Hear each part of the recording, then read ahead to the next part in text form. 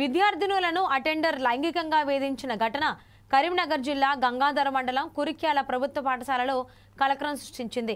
Attender అమ్మాయిలతో తరచూ అనవసరంగా మాట్లాడటం, వారు బాత్రూముల వైపు వెళ్తున్నప్పుడు మొబైల్లో ఫోటోలు తీయడంతో పాటు రహస్యంగా కెమెరాలు పెట్టడం వంటి చర్యలకు పాల్పడుతున్నాడని విద్యార్థినులు ఆరోపించారు.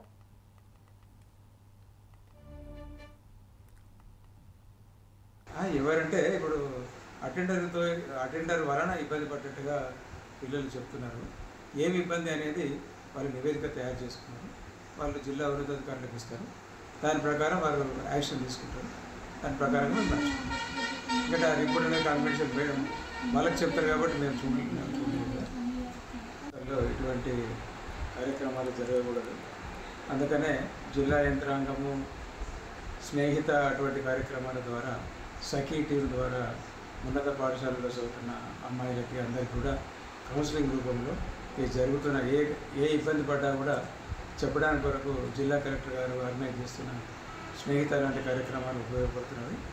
ఇటువంటిది ఈ విషయం తెలిసిన వెంటనే పోలీసు వారికి ఇన్ఫామ్ చేయడం, వాళ్ళు రావడం, ఈ సఖీ కేంద్రం వాళ్ళు వాళ్ళ నివేదిక కూడా తయారు చేసుకొని ఉన్నతాధికారులకు సబ్మిట్ చేస్తారు. ఈరోజు ఉన్నతాధికారులు